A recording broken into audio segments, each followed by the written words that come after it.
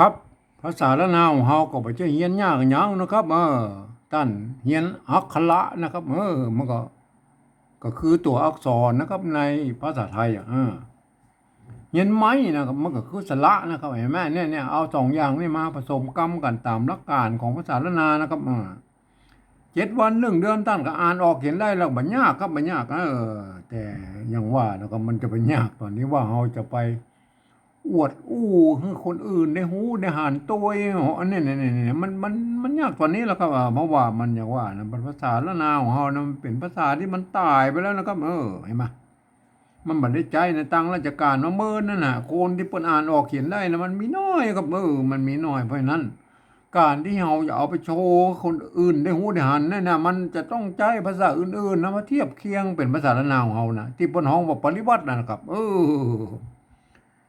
อันภาษาที่มันใกล้เคียงภาษาละนาวของเฮาน้อยก็คือภาษาไต้เนาะครับนั่นน่ะเพราะว่ามันเกิดมาจากที่เดียวกันแล้วครับก็คือที่ปอกขุรามคำแหงนี่แล้วก็เนี่ยมันแยกไปทางใต้หน่อยจังอโยธยาพวก็เอาไปเป็นอันแปลงไปเป็นอักษรไทยนะครับเนี่ยเป็นภาษาไทยอันมาทางเหนือเฮากับป้นก็เอามาแปลงอักขระละนานะก็เนี่ยมันแยกมาทางเหนือไปเห็นไหมเห็นไหม บางกรรมเนี่ยไอ้ไทยกับละนาเนี่ยมันยังออกเสียงเหมือนกันเลยนะครับเห็นไหมเนี่ยมันเป็นยังไงไหมมันจะผิดเพี้ยนบางไอ้บางตัวที่มันออกสำเนียงต่างกันต้องอันไหนไหมก็อย่างเงี้ยแหละแม่เนี่ยอันเฮาเฮาอู้ถึงอันปริวัติภาษาในโลกนี่แหละครับเฮาไปพอนะครับอันใกล้ๆเนี่ยมันเวียดนามได้ไหมเพิ่นมีสงครามกัน200-300 ปีนะครับยาวนานเนี่ยมาอันสมัยโบราณเนี่ยเพิ่นใจอันเวียดนามเนี่ยเพิ่นใจอันตัวหนังสือไอ้ยึกๆเยอะๆเหมือนอันภาษาจีนนั่นแหละก็เนี่ยคิดไปคิดมาคิดไปคิดมาเป็นดอกไม้นะแม่เนี่ยอันบัดเดียวนี้เพิ่นบ่สามารถที่มันถ่ายทอดมาสู่ลูกหลานเหลนเพิ่นเลยนะครับอย่างว่าภาษาเหล่านั้นเนี่ยอันลูกหลานโทษที ลูกหลานเลนของเพิ่นก็บ่เดียวนี้เพิ่นก็จะหันไปเอาภาษาอันอักษรอาหรับิกนะครับมาเขียนเป็นภาษาของเพิ่นแล้วก็ไปใส่หมวกใส่จุดใส่ขีดใส่อันยามัวสะพาสะเปที่ไปใส่ได้นะครับเนี่ยเพื่อให้มันได้ตามเสียงอันภาษาของเพิ่นเนี่ยมันเป็นอย่างนั้นนะเนี่ยที่เพิ่นฮ้องว่าปริวัติล่ะครับก็เอาภาษาอื่นๆมาเขียนแล้วก็อันดัดแปลงเปลี่ยนแปลงอย่างนิดๆหน่อยๆนะก็เพื่อมันได้ตามเสียงภาษาเบิ่นเนี่ยคือ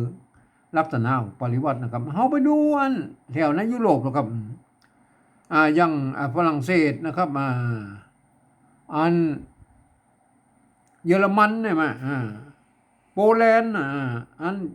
ยูเครนรัสเซียอย่างพวกนี้เนี่ยโครเอเชียเนี่ยยุโรปตะวันออกเนี่ยแถวเนี้ยเห็นไหม เปิดใจลักษณะการปริวัติภาษากันทั้งนั้นเลยไปใส่จุดพ่องใส่ซองจุดพ่องหัวใส่หมวกพ่องหมวกปิ้นพ่องอย่างเนี้ยเนี่ยมันแล้วแต่อันเดี๋ยวเปิ้นจะตามสำเนียงของเปิ้นนะเปิ้นจะเอาได้ตามอันสำเนียงของเปิ้นนั้นแล้วก็มาไหมเปิ้นก็ยืมเอาเนี่ยอักษรอาหรับิกนั้นไปเขียนมันนะบ้านอันแถวยุโรปตะวันออกเนี่ยเนี่ยเห็นไหม เปิ้นก็ฮ้องว่าการปริวัติภาษานั่นแหละครับเนี่ยอันเฮาไปกอยอันอังกฤษหรอกครับอังกฤษนี่เปิ้นเอาอักษรอาหรับิกเนี่ยไปเขียนเป็นภาษาของเปิ้นนะเอาล้นๆเนี่ยแล้วเปิ้นบ่เอาใส่สักอย่างแล้วครับเนี่ยเปิ้นอนุโลมให้มันว่าอันสามารถพันเสียงเล็กกูเสียงนะครับมาแล้วแต่อันบริบทนั้นใช่ไหมคำเดียวกันแล้วก็มาเป็นประโยคคำถามก็ว่าก็เป็นแบบนั้นสำเนียงอย่างนะเป็นประโยคธรรมดากับสำเนียงเป็นแบบนึงคำเดียวกันแล้วเขียนแบบเดียวกันเห็นไหมเนี่ยเป็นยังไงล่ะภาษาอังกฤษเห็นไหมมันก็เหมือนภาษาแล้วนะเฮายุคต้นๆมันบ่มีไม่เอกไม่โทก็คือไม่ย่อไม่สั้นอะไรมาก็สามารถพันได้หลายๆเสียงเหมือนกันเนี่ยนี่คือไอ้ลักษณะของภาษาในโลกนะที่เพิ่นเอาปริวัติกันนะครับครับไอ้เรื่องปริวัติภาษาเนี่ยผมได้ใจหลักการของสภาวัฒนธรรมมหาวิทยาลัยเชียงใหม่นะเพิ่นตกลงกันไว้เมื่อปลายปี28แล้วก็เพิ่นตกลงกันไว้ว่าอย่างนี้นะครับการที่เอาภาษาไทยมาสะกดเขียนเป็นภาษาละนานะหรือที่เพิ่นฮ้องว่าปริวัตินั่นนะครับกระทำได้อยู่3แบบหรือ3รูปแบบนะครับครับแบบที่1นั้น เปิ้นจะเอาไว้เขียนอันบันทึกในลักษิลาจารึกเอกสารสำคัญในโบราณนะครับเปิ้นจะเอาภาษาไทยนะไปเทียบเอามาทุกอักขระนะทุกไม้ทุกเครื่องหมายนะครับแม้กระทั่งไม้กงไม้กังไหลไม้มั่วสะบาสะเปดที่มันอยู่ในในลักษิลาจารึกนั่นน่ะเปิ้นจะเอามาแบบละเอียดเลยนะครับเปิ้นแบบมือพิวเลยนะครับนี่คือการปฏิบัติแบบที่หนึ่งนะครับแบบที่สองเฮาไม่ได้ใจเฮาบ่โอ้ถึงแล้วไอ้รายละเอียดนะครับเฮามาโอ้ถึงไอ้แบบที่สองก่อนเลยนะครับไอ้มาแบบที่สองเป็นว่าอีนะครับยืมเอาอักษรไทยนั่นก็มาปรับเทียบมันก็เป็นอักขระละนาตางบนปูนี่แล้วก็ประกอบกรรมขึ้นมากับแบบภาษาไทยผสมผสานกันไปนะครับเนี่ยบางครั้งไม้หรือสระนั่นน่ะมันบ่ตรงบ่ตัดกันนะคือของไทยของละนามันเหมือนบ่เหมือนกันนะครับก็คือบูรณะกำซับมันหน้าตามแบบไทยๆนะครับก็เอาอันสระไทยนั้นมาใส่นะครับไอ้มาเนี่ยมันเป็นอย่างนั้นเห็นไหมแต่เวลาอ่านนั้นท่านต้องนึกถึงว่าอันนี้มันเป็นอักขระละนานะก็อ่านเนี่ยนะด้วยภาษาที่มันคนทั่วไปบ่สามารถเข้ามาอ่านได้นะอย่างตัวนี้เนี่ยตัวอันเนี้ยอันนี้มันอันท่านเห็นเป็นตัวพอพานนะครับเนี่ยแต่เวลาอ่านในประกอบในภาษาละนาแล้วท่านต้องหันว่าไอ้ตัวนี้เป็นตัวปะนะครับตัวปะเนี่ยเป็นยังไงคนอื่นทั่วไปมันโมโหหลักการภาษาละนามันก็จะอ่านผิดเพี้ยนสำเนียงไปนะครับแต่บางคำมันก็จะอาจเสียงเหมือนกันนะครับก็เพราะว่ามันเป็นภาษาที่มันใกล้เคียงกันลูกครับมันเกิดมาจากที่เดียวกันก็เป็นอย่างไรมาเห็นไหมคนทั่วไปเนี่ยมันต้องไปอ่านในแบบที่สามบุญนะครับเดี๋ยวเขาก็อุ้มก็ไอ้แบบที่สามเอามาแบบที่สองนี่ก่อนนะอันนี้เหรออันนี้มันปะละโฮงครับปะละโฮงเนี่ยมันเปิ้นออกเป็นเสียงพอนะครับเนี่ยปะละโฮงรอเรือตัวปะก็ยืมตัวพอพานมาเป็นตัวละโฮงนี่ก็รอเรือนะเห็นไหมเนี่ยเปิ้นอ่านว่าพระนะครับเนี่ยอันนี้มันถ้าเอามาเขียนมันจะเข้าใจผิดว่าพรนะครับบูรณะคำศัพท์มันเป็นพระนะครับก็อย่างนี้นะครับเห็นไหมพระเห็นไหม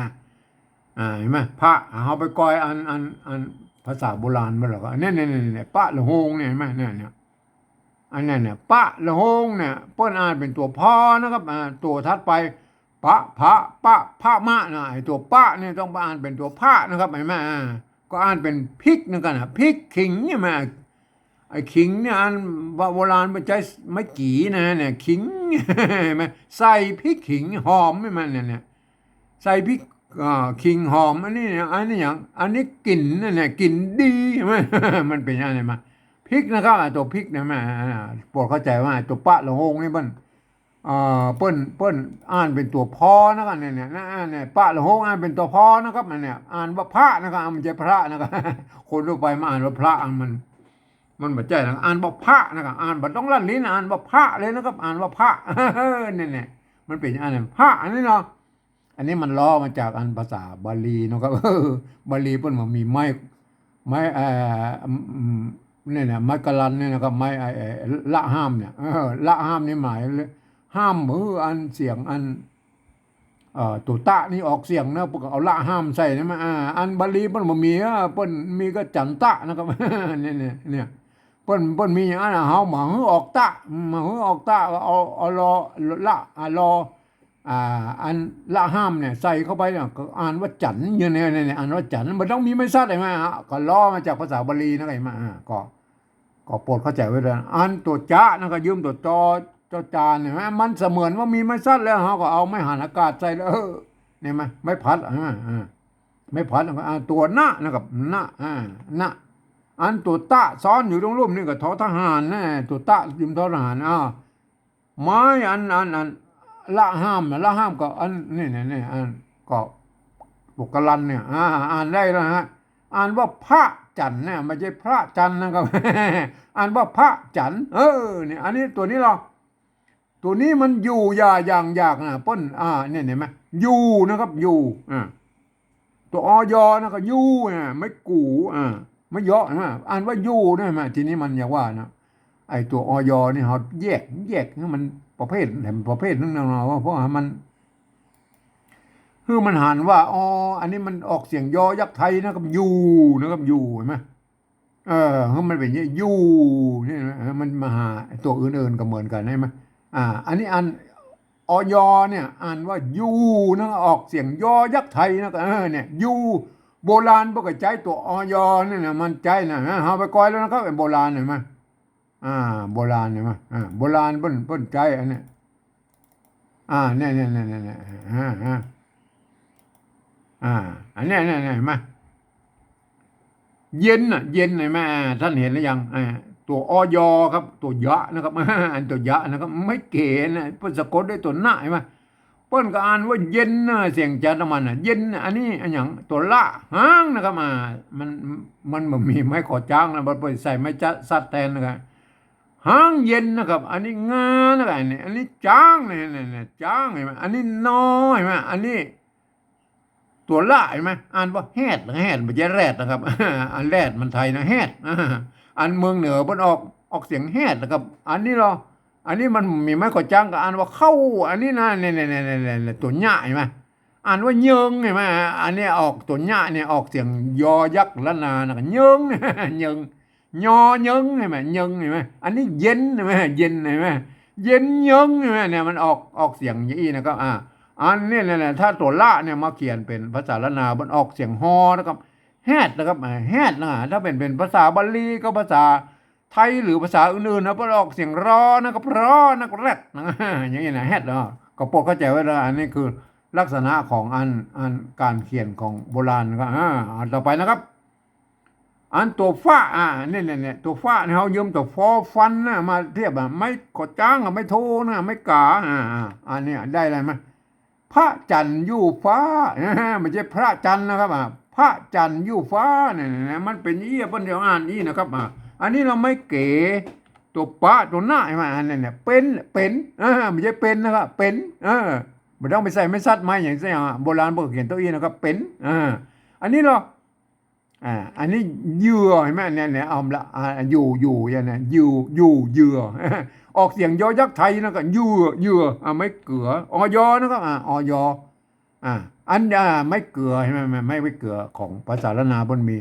เปิดจิตใจไม่กี้ก็ได้ไม่เกลือก็ได้นะกันใช่ไหมเนี่ยเฮากับโบราณนะมันเป็นสระเอือไทยนะกันเนี่ยสระเอือไทยมันเขียนยี่ไหมเห็นไหมอันนี้เนี่ยอันนี้สระเอือไทยแล้วนะก็อันนี้กันย้อนเนี่ยเปิ้นแต่ก่อนเปิ้นบ่มีนะก็อันไม่ใช่ตัวสะกดตัวหลังเนี่ยพวกก็เขียนต้อนเหยื่อนะประเดี๋ยวนี้มันรุ่นละนารุ่นหลังๆพวกก็เอาอันเพื่อให้มันครบเครื่องหน่อยนะครับพวกก็เอาเพื่อมันบอกให้มันงงมันเป็นสระนะครับพวกก็เอาตัวกันยอดตัวมาเติมในตัวนะครับเพื่อให้มันเป็นเหยื่อนะครับนี่ก็มันเรื่องพัฒนาของภาษานะครับไม่เยอะนะครับไม่เยอะกับไม่เอกนี่มาเนี่ยอันนี้ออกเสียงยอยักษ์ไทยนะออกว่าเหยื่อนะครับเหยื่อเห็นไหมเหยื่อเป็นเหยื่อนะก็ไม่ใช่เป็นเหยื่อนะก็มันก็มีแล้วนะมันก็มีหลายเจียเป็นเหยื่อก็ได้นะก็มันเป็นเหยื่อก็ได้นะก็ไล่นามันก็มีหลายสำเนียงนะครับก็แล้วแต่อันนี้เราตัวละยืมตัวรอเรือมาเป็นอันเห็นไหมอันนี้มันถ้าเป็นภาษาละนาเพื่อก็ขึ้นห้านะก็ขึ้นห้าเขียนอย่างเดียวกันนี่แหละแต่มันอันนี้มันเป็นภาษาไทยราหูก็อ่านเป็นตัวละนะครับอ่านเป็นรานะรา อันนี้ตัวหะไหมครับห่อหีบไหมไม่กูสระอูดไหมอ่านว่าราราหูราหูลาหูลาหูมันต้องอ่านภาษาละนาปกติต้องลั่นลิ้นนะครับแต่ออกไปเสียงรอนะลาหูลาหูเป็นเยื่อลาหูเป็นเนี่ยเห็นไหมอันนี้ตัวละในบริบทนี่มันเขียนแทนภาษาอื่นๆไม่ใช่ภาษาละนาลาหูมันไม่ใช่ภาษาละนาแล้วก็เปิ้นยืมของเปิ้นมาเขียนกับเขียนนี้แล้วก็เห็นไหมอันนี้เราตัวปะแล้วก็ตัวละกั้มเห็นไหมไม่กาเนี่ยเปิ้นอ่านว่าป๋านะครับไม่ใช่ปลานะครับมันไม่ใช่ปลานะครับไม่ใช่ปลาเปิ้นบัลลันลิ้นแล้วก็ตัวละเนี่ยเอามากั้มไว้เฉยๆนะให้มันงามนะมันงามเปิ้นอ่านว่าป๋านะก็อ่านว่าป๋านะอันนี้เราอันนี้ปลาปะเยียนยอยักษ์ไทยกับเยียนนะมันออกเสียงยากนะแล้วก็อันนี้ตัวนี้มันเป็นอยนะครับแต่เป็นสระเอียนะครับสระเอียเห็นไหมสระเอียนะครับอยแล้วก็สระเอียเห็นไหมอัน สระเอียนะครับเห็นไหมสระเอียสระเอียมันก็อย่างเอียนะสระเอียเห็นไหมก็เขียนยากเลยครับอันนี้ตัวหน้านะครับตัวหน้าเขียนไว้ตรงบนเนี่ยเปิ้นเอาเขียนแตนตนเนี่ยเอาละเขียนแตนนะตัวหน้าเห็นไหมก็เนี่ยเป็นนั่นนะแล้วก็ไม้ย่อเห็นไหมไม้ย่อกับไม้เอกเนี่ยเนี่ยออกเสียงยากหน่อยนะครับออกเสียงยากนะครับออกเสียงยากหน่อยนะครับออกเสียงยากนะเพราะว่ามันจะออกเสียงว่าอันเนี้ยไม่เยอะนะครับไม่เยอะนะครับออกเสียงว่าอยอนะครับเยียนสระเอียเยียนปลาเยียนมันเยียนนะครับถ้าจะเอาห่อยอนะเอาตัวยะเขียนนะก็เยียนนะมันเป็นเยียนนะครับแต่มันนี้มันออกว่าเยียนปลาเยียนนะอันนี้มันออกว่าปลาเยียนนะอันนี้อยู่ใช่ไหมอยู่ก็โอ้ไปถึงเรื่อยอยู่ใช่ไหมไม่กูนะก็อยู่ใช่ไหมเห็นไหมอันเนี้ยปลาเยียนอยู่อันเนี้ยมาถึงไอ้ตัวละตัวนี้เลยใช่ไหมอันตัวละนี่มันเป็นอันเป็นอันเปิ้นฮ้องว่ามันเป็นภาษาละนาละป่าเยียนเนี่ยเห็นไหมเนี่ยไหม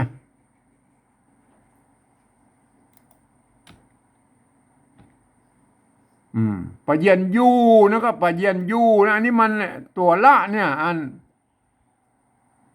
ตัวละนี่มันก็เอาตัวละมาเขียนแล้วก็มาไม่กูกับสระอูมาเนี่ยมันเป็นภาษาละนาฮูนะฮูก็หมายก็รูนะในภาษาไทยนะรูนะอันภาษาละนามันออกว่าฮูนะเนี่ยฮูอันนี้มันลาหูภาษาละนาเพิ่นอ่านว่าลาหูนะมันไม่ใช่ภาษาละนาอะไรลาหูนะเนี่ยลาหูป่าเยียนอยู่ฮูออกเสียงให้ดูนะอันนี้มันบริบทของภาษาละนาฮูอันนี้ลาหูอยู่ฮูเห็นไหมนะอันไหนเห็นไหมเป็นภาษาอื่นๆนะไม่ใช่ภาษาละนาตัวละนี่จะต้องออกเสียงล้อนะครับในภาษาบาลีก็ออกล้อนะครับเนี่ยแต่เป็นภาษาละนาอย่างนี้คือออกเสียงฮอแล้วก็ฮูเนี่ยเอาต่อไปนะครับ ตัวหญ้านะครับตัวยอยักษ์เห็นไหมไม่ซัดก็ไม่พัดนั่นมาเนี่ยตัวงะยังเนี่ยเห็นไหมอ่านว่ายังเห็นไหมตัวนี้มันตัวหญ้าเนี่ยเปิ้นออกเสียงยอยักษ์ละนาแล้วก็ยังเห็นไหมยังยอนี่ออกเสียงยอยักษ์ไทยแล้วก็เยียนเห็นไหมเหยื่อเห็นไหม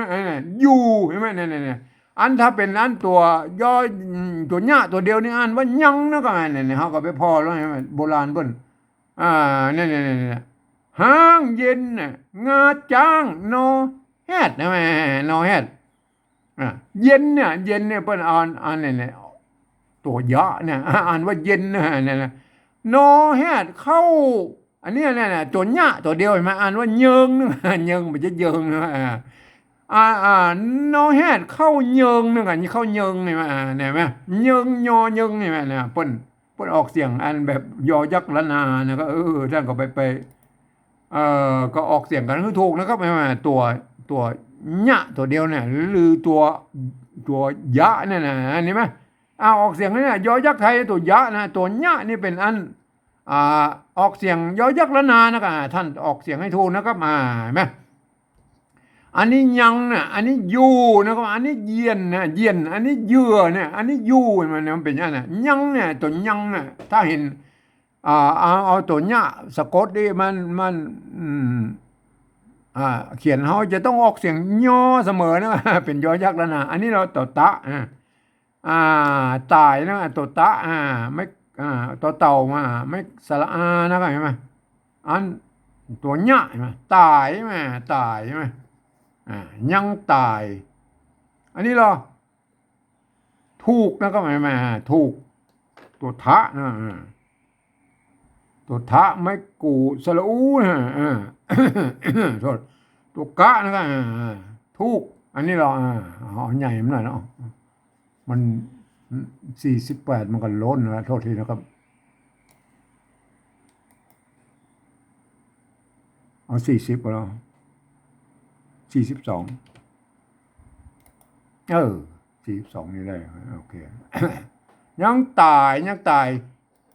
ถูกนี่ตัวทะนะยืมตัวถอถุงมาเขียนสระอุไม่กูสระอุตุกะใช่ไหม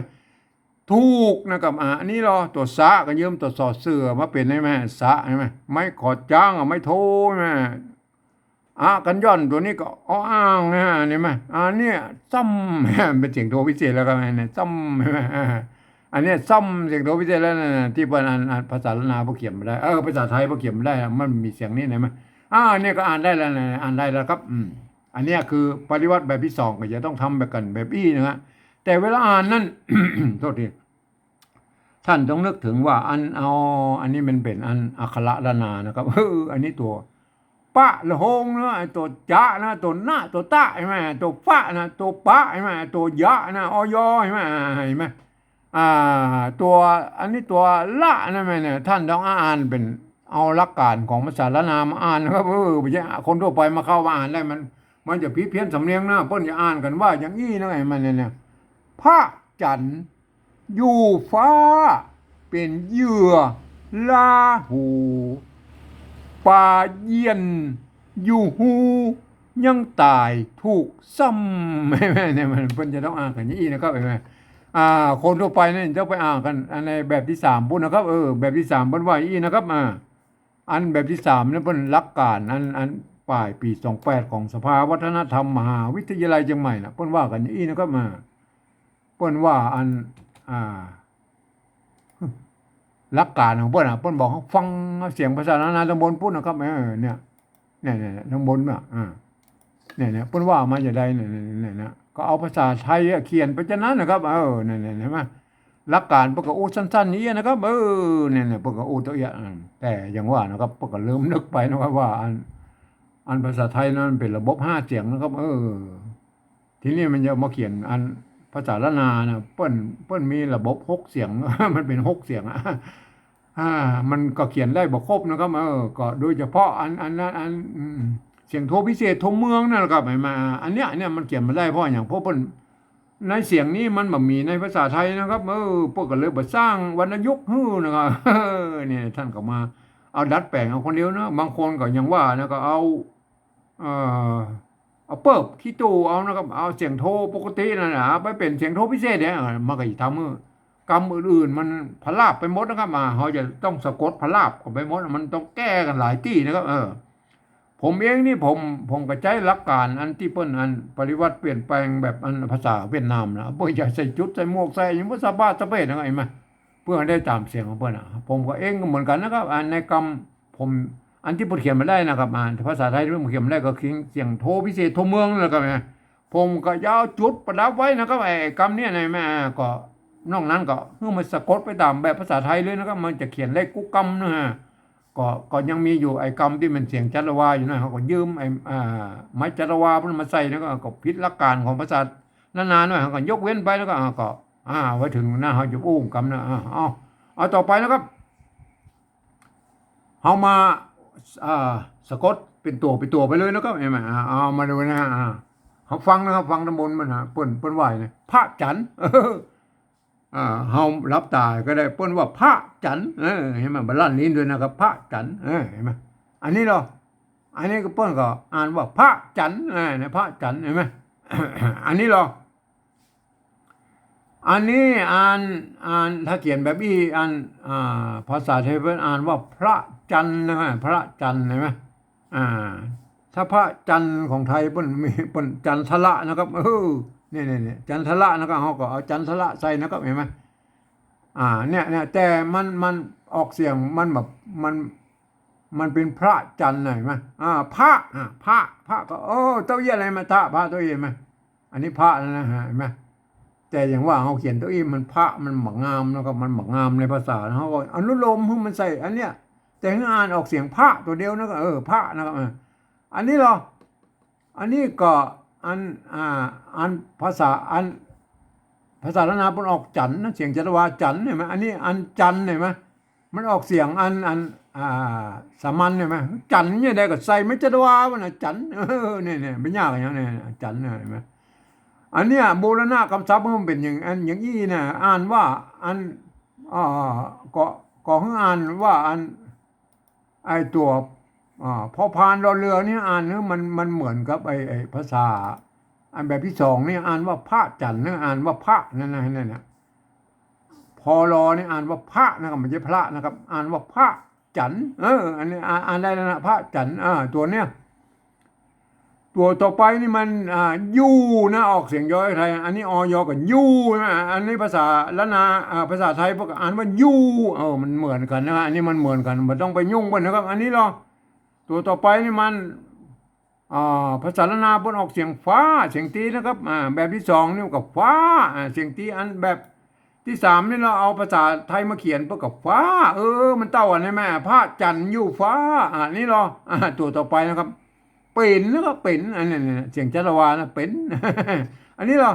อันนี้ป้นไม่เกตัวปะโดนหน้าเพื่อกับเป็นอย่างจัตวาอันนี้เราอันนี้ภาษาไทยป้นสระเอตัวปอปานอนหนูป้นอาหารว่าเป็น เป็นเห็นไหมอันใส่เลขแปดเข้าไปแล้วเนี่ยแม่เป็นอยู่เนี่ยเป็นสั้นแหลมน้อยเป็น มันเป็นเนี่ยได้กับเป็นก็ใส่เนี่ยใส่ไม่จัตวาเนี่ยเป็นน่ะเนี่ยเป็นเป็นเห็นไหมเป็นเป็นเนาะเป็นเสียงโดพิเศษเราใส่จุดเข้าไปเป็นเห็นไหมอันเป็นเนาะได้เสียงเป็นเห็นไหมเป็นเห็นไหมอันเป็นก็ใส่ไม่จัตวาเป็นเห็นไหมได้มาอันนี้บูรณะคำศัพท์มันเป็นอันเป็นเห็นไหมเขาเขียนแบบอันเวียดนามมาละเพื่อจะเอาได้ตามเสียงของเพื่อนเป็นใช่ไหมได้เป็นแล้วนะครับเป็นใช่ไหมอันนี้เราอันนี้ภาษาละนามันออกว่ายอยักษ์ไทยกับเหยื่อนะยอเหยื่อสระเหยื่ออันนี้เราอันนี้ก็เหยื่อใช่ไหมอันนี้เราอันนี้ภาษาไทยพวกอ่านว่าเหยื่อมันเหมือนกันนะก็แล้วไปนะครับอันนี้เราอันนี้อันภาษาละนาพวกออกว่าลาหูนะครับลาหูอันนี้ก็ลาหูนี่เนาะอันนี้ก็ราหูมันลั่นลิ้นเลยเราเอาถ้าเอาลอลิงเขียนนี่เรามันก็ลาหูมันออกเสียงได้มันแต่มันบางงามในภาษานะครับเอาก็อนุโลมเฮ้มันอันเป็นภาษาไทยนี่แหละแต่เฮ้อ่านเป็นลอลิงนะครับ ลาหู ก่อนอนุโลมไปแล้วก็ลาหูนะครับอ่านเป็นลาหูเนาะอันนี้อันนี้เราอันนี้ก็อันตัวเพิ่นอ่านว่าป๋านะครับเพิ่นมาอ่านเพิ่นบ่หัวละลอลิงเพิ่นมาอ่านนะครับอ่านว่าป๋านะ อันนี้เนาะอันนี้ก็เหมือนกันแบบที่สองอ่านว่าป๋านะอันนี้มันอ่านภาษาไทยเพิ่นอ่านว่าปลานะ นี่อันป๋าอย่างนี้มันออกป๋าอย่างนี้มันก็ยังไงแม่ป๋านี่ป๋าเห็นไหมเนี่ยป๋าป๋าอันละป้าหรออันนี้มันป้าครับป้าเห็นไหมป้านู่นป้านี่ป้าอย่างนี้ป้าเสียงโดพิเศษใช่ไหมอันป้าหรอป้าป้าอันนี้ป้าเห็นไหมอันป้าอันนี้ป้าเห็นไหมเห็นไหมอันนี้ป้าเห็นไหมแต่มันอย่างว่ามันบางกรรมเนี่ยมันบางงามเนาะเอาอนุโลมเอาตัวละเขียนได้ตัวลอลิงมาใส่ได้ไหมก็ใส่ไม่จัตวาเพื่อนอ่านว่าป้าตัวอันนี้เฮากับมือบ่ต้องอ่านแบบอันบ่ต้องอ่านอันแบบไทยนะครับอ่านแบบอันภาษาละนาไปอ่านว่าป๋านะฮะบ่ต้องลั่นลิ้นนะก็เป็นอย่างนี้ไหมป๋าไหมเห็นไหมอันนี้ตัวอันนี้เหรออันนี้ภาษาละนาเพิ่นออกว่าเยียนนะ มันอันนี้ออกเสียงยากนะกันเยียนออกเสียงยอยักษ์ไทยแต่เป็นสระเอียนะก็เยียนนะเยียนใช่ไหมเยียนนะอันนี้ก็เยียนใช่ไหมแบบที่สองเนี่ยอันนี้แบบไทยเนี่ยเราพวกออกเสียงเนี่ยมันอยนะครับต้องออกเสียงยอยักษ์ไทยอ่านว่าเยียนนะเยียนนะครับเห็นไหมเขาบอกเปลี่ยนแปลงไปละแต่ต้องอ่านว่าเยียนนะเยียนเนี่ยมันก็เหมือนอยู่ยาอย่างยากนะครับอ่านอยู่ยาอย่างยากออกเสียงยอยักษ์ไทยเยียนนะเยียนอย่างนี้นะครับเห็นไหมตัวต่อไปนั้นมันอยู่อันนี้อยู่นี่มันมีปัญหาแล้วเนี่ยอันตัวอยู่อันแบบที่สองนี่ก็อยู่อันแบบที่สามในไทยพวกก็มีนะครับอยู่ยายังยากอยู่เห็นไหมเนี่ยอันเย็นอยู่เห็นไหมเป็นยอยักษ์ไทยนะครับอันตัวต่อไปแล้วครับอันตัวต่อไปมันตัวละตัวนี้ในบริบทนี้มันเป็นอันภาษาอันละนาหูนะก็หูหูนั่นหูนี่มันก็เหมือนอันภาษาไทยพวกก็รู้นะครับเนี่ยมันเพียงแต่มันเขียนเหมือนกันนั่นแหละเพียงแต่ว่ามันไปทางใต้หน่อยเปิ้นออกเสียงรู้นะมาทางเหนือบ้านเฮามันก็ออกมาหูนะเนี่ยมันก็ออกเสียงต่างกันไปได้นะครับ อันปฏิวัติแบบที่สองเปิ้นก็อ่านว่าหูนะก็หูนะอันแบบที่สามเนาะอันนี้เอาภาษาไทยมาเขียนนะครับถ้าเอาคนไทยมาอ่านเปิ้นอ่านว่ารูนะครับเฮาอย่างมันเป็นหูได้แล้วครับเฮาก็เอาฮอนกฮูกเขียนแล้วก็แม่เนี่ยมันยากอย่างนั้นหัวนกฮูกใส่ไม่กูกับสระอูมาหูได้เลยมาหูอันนี้หูนะครับแม่เนี่ยหูอ่าเห็นไหมเสียงสมัญหูแม่ได้เลยมาเขาก็เขียนไปตามนั้นหูอันนี้เหรออันนี้ตัวหญ้าเห็นไหมเปิ้นอ่านออกเสียงยังนะครับยอยักษ์แบบวนาเนี่ยยังยอยังเห็นไหมอันนี้อันนี้ก็ยังเห็นไหมอันนี้เหรออันนี้เนี่ยถ้าคนไทยเปิ้นอ่านว่ายังนะครับอันเนี้ยยังเฮาบ่บูรณะคำศัพท์แล้วแต่เฮามีข้อยกเว้นว่าอันตัวยอยักษ์ตัวเดียวเนี่ยอ่านออกเป็นเสียงยอยักษ์ละนานะครับอ่านว่ายังนะครับอันอยอย่างนี้อ่านออกเสียงยอยักษ์อันไทยนะครับยังยังยังอันเนี่ยถ้ายังเขาจะเขียนแบบไทยมันจะเขียนอย่างไรครับเห็นไหมถ้ายังแบบไทยเนี่ยมันจะต้องเอาเขียนอย่างนี้นะครับเห็นไหมนะครับเห็นไหมนะครับเห็นไหมเนี่ยอันนี้ออกเสียงว่ายังนะครับอันเนี่ยยังอันนี้ยังนะครับอันเนี่ยป่าเย็นอยู่หูยังนะครับยังเห็นไหมยังเห็นไหมยังอันนี้อันนี้ยังยังเห็นไหมเนี่ยท่านยาวยังหรือยังล่ะครับเห็นไหมถ้าเอายังตัวนี้เนี่ยถ้าเอายังยังกับตัวนี้เห็นไหมอันเนี้ยถ้าเขาจะปฏิวัติแบบนี้มันยังได้เลยครับเขาก็ใจเนี่ยก็ไหมปฏิวัติเห็นไหมแม่อันนี้เห็นไหมอันนี้ยังเนี่ยมาอันนี้ยังเห็นไหมท่านก็ไปพิจารณากันนะจะเขียนแบบได้ก็เลยสุดแล้วแต่ท่านนะก็ยังยังนี่ยังเห็นไหมอันนี้ยังยังเห็นไหมยังเห็นไหมเนี่ยมันท่านจะเขียนแบบได้มันก็ต้องเอาเนี่ยโดยใจหลักการว่าเนี่ยคือเป็นยอยักษ์ไทยนะครับตัวยอยักษ์ตัวเดียวคือเป็นยอยักษ์ละนานะก็เนี่ยท่านไปเขียนแล้วว่ามันจะออกเสียงได้ไปตามนั่นเลยนะครับไม่ต้องไปเอาโบราณเพื่อเอาตัวยอยักษ์เนี่ยไปเทียบเป็นตัวหญ้าแล้วนะเอามาเปลี่ยนสามารถที่จะเปลี่ยนแปลงเพิ่นได้แล้วครับโบราณเพิ่นเขียนมาอย่างนั้นนะครับเอาตัวเนี่ยเพิ่นเอาไปเทียบเป็นตัวยะเนี่ยเพิ่นเทียบมามันเยียบมาตั้งแต่โบราณแล้วเฮาก็บ่ต้องไปเปลี่ยนแปลงของเพิ่นเนี่ยเพิ่นอ่านว่ายังเนี่ยยังนะครับโอเคโปรดเข้าใจไว้ด้วยนะครับเขาไม่สามารถไปเปลี่ยนแปลงของโบราณเพิ่นได้นะครับโบราณเพิ่นเขียนมาอย่างนี้นะครับยังนะครับยังอันนี้ก็ยังใช่ไหมต้องอ่านแบบเป็นยอยักษ์ละนานะครับยังเนี่ยแบบที่สามนี่ก็จริงนะครับแต่เขาก็มีข้อยกเว้นอยู่นะครับไม่มีข้อยกเว้นอยู่ว่าถ้าเป็นตัวยอยักษ์ตัวเดียวนี่อ่านเป็นยอยักษ์แบบละนาครับยังนะครับนี่อ่านเป็นยอยักษ์ไทยครับเห็นไหมเยียนอยู่เห็นไหมเนี่ยก็อ่านเป็นอันตัวต่อไปนะครับอันภาษาละนาตัวนี้เพิ่นอ่านว่าตายเสียงจัตวานะอันนี้ตัวแบบปฏิวัติแบบที่สองเพิ่นอ่านว่าตายนะมันตัวตะเห็นไหมเพิ่นอ่านว่าตายอันนี้หรออันนี้ภาษาไทยมาเขียนนะครับแบบที่สามเนี่ยเพิ่นอ่านว่าตายนะว่าเสียงอันสามัญเห็นไหมถึงมันตายได้แล้วก็ใส่ไม่จัตวามันตายเนี่ยตายตายตายตายใส่ไม่เอกตายใส่ไม่โทใต้ใต้อันใต้เหรอใต้เสียงโทพิเศษก็ใส่จุดไว้ใต้อันใต้คนตายรถตายเสียงจะละว่าตายตายไหมอันตายอันนี้มาถึงตัวที่เขาจะเขียนในตายเสียงจะละว่าตายไหมตายตายก็พันไปตามนั้นนะครับมันได้กู้เสียงนะพันแบบนี้นะเอาจุดเพียงแต่เอาจุดใส่อันเสียงโทพิเศษตัวอันไหนไหมท่านก็จะได้อันได้กู้เสียงนั่นนะครับเห็นไหมตัวต่อไปนะอันนี้มันตัวทะอ่านว่าถูกนะก็เสียงเอกนะอันนี้อันนี้ตัวทะอ่านว่าถูกนะอันนี้ตัวทอถุงนะในภาษาไทยอ่านว่าถูกเหมือนมันเหมือนกันแล้วไปนะครับบางครั้งมันก็เหมือนกันโลกภาษาไทยภาษาละนาเนี่ยมันเกิดมาจากที่เดียวกันแล้วครับพ่อขุนรามคำแหงที่เดียวนะเพียงแต่แยกไปทั้งใต้แยกมาทั้งเหนือบางกรรมมันก็เหมือนกันนะครับบางกรรมมันสำเนียงมันก็ผิดไปนะครับแม้กระทั่งอันละนาของเฮานะครับมันยังมี4-5เผ่าพันธุ์นะมาสำเนียงมันจะแตกต่างกันมันจะไม่ใช่เหมือนกันนะอันละนาเนี่ยมามีใจยวนใจลวดใจลื้อใจขืนใจย่องเนี่ยมันสำเนียงมันก็แป่งกันไปนะครับก็เอาเฮ เขาก็เขียนไปตามนั้นนะครับไม่เอาตัวต่อไปนะอันเนี้ยตัวสะนะมันออกเสียงโทพิเศษโทเมืองนะก็ซ้ำไม่เป็นอ่านว่าซ้ำนะอันนี้เหรอตัวสะนะครับไม้ขอจ้างนะอ่านว่าซ้ำไม่มาอันนี้เหรอตัวสอเสือไม่โทนะครับไม่เปิ้นอ่านว่าซ้ำเนี่ยซ้ำอันนี้มันเปิ้นออกเสียงโทพิเศษได้ไหมเนี่ยโท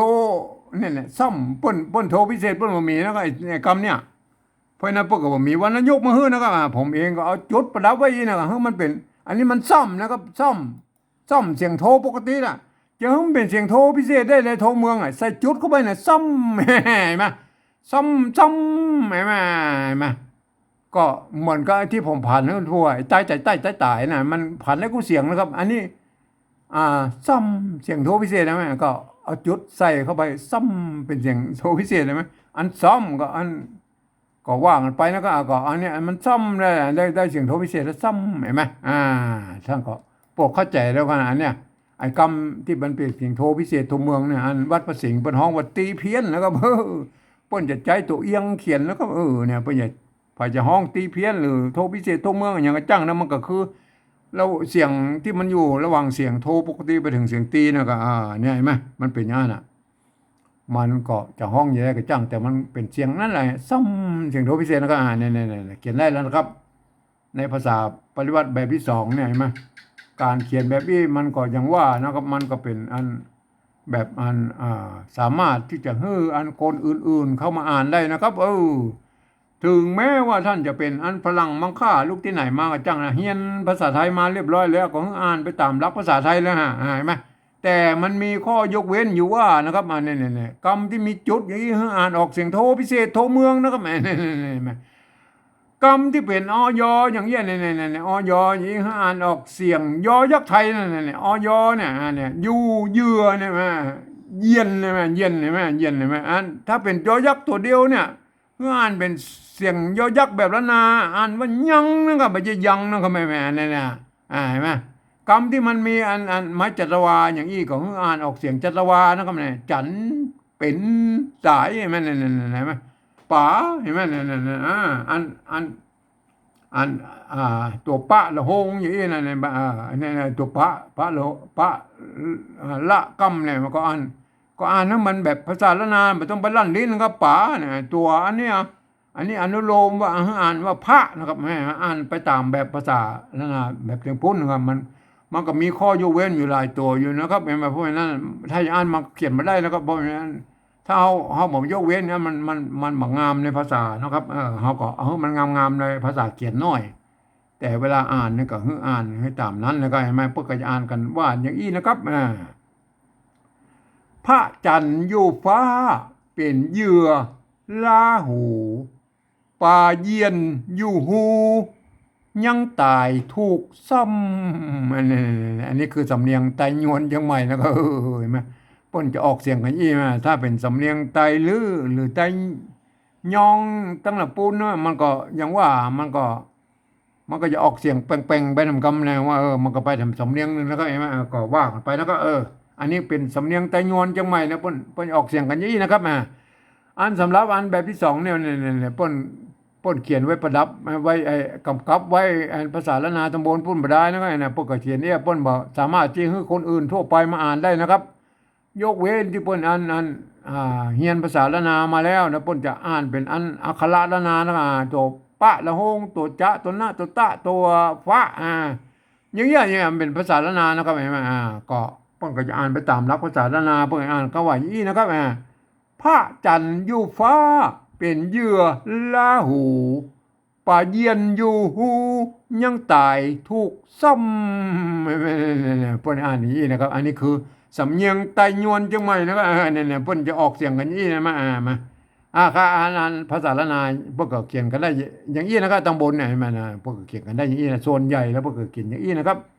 แต่อย่างว่านะมันบางที่มันอย่างว่าละนาเฮาก็มันยังมีเต็มหลายพอพันแล้วบางครั้งมันก็เขียนตั้งกันไปอย่างเช่นตัวนี้เนี่ยตัวไม่เกลือเนี่ยบางทีเปิดใจไม่ป้นกับใจไม่กี้ก็ได้นะครับจะใจไม่เกลือก็ได้ใจไม่กี้อย่างนี้เราตวัดห่างไว้เลยไม่เกลือไม่เป็น เป็นสระเอืออันละนาน่ะมาเห็นไหมมันก็เป็นไม่เกือนะเห็นไหมนะพวกก็เขียนกันได้ยี่แม่เนี่ยกรรมอย่างอื่นอันเนี้ยพระจันทร์เนี่ยเปิ้นบางที่เปิ้นจะใจไอ้จันตะละก็มีนะครับจันตะละก็สุดแล้วแต่นะถ้าเอาแค่นี้เอาแค่ซ้อนตัวนี้นะไหมอันนี้ก็จันอยู่แล้วนะถ้าจันตะละมันก็คือจันอย่างเดียวนะใครจะเขียนตะละหรือตะตัวเดียวนี่มันก็สุดแล้วแต่ชอบนะครับสุดแล้วแต่ชอบมาบางแล้วแต่ลูกเล่นลงไปมันนะครับแม่อันตัวอื่นๆมันก็ปอๆกันนะมันก็จะเขียนใกล้เคียงกันนะแต่เปิ้นอ่านกันได้นะครับก็แล้วแต่ อันนี้ผมจะอ่านแบบสำเนียงไตยอนเชียงใหม่นะอ่านว่าอย่างนี้นะครับพระจันทร์อยู่ฟ้าเป็นเหยื่อล่าหูปลาเยียนอยู่หูยังตายถูกซ้ำเห็นไหมอันนี้คือสำเนียงไตยอนเชียงใหม่นะครับครับอ่าท่านเป็นไตลือหรือยองไตยองนะไตก็อัน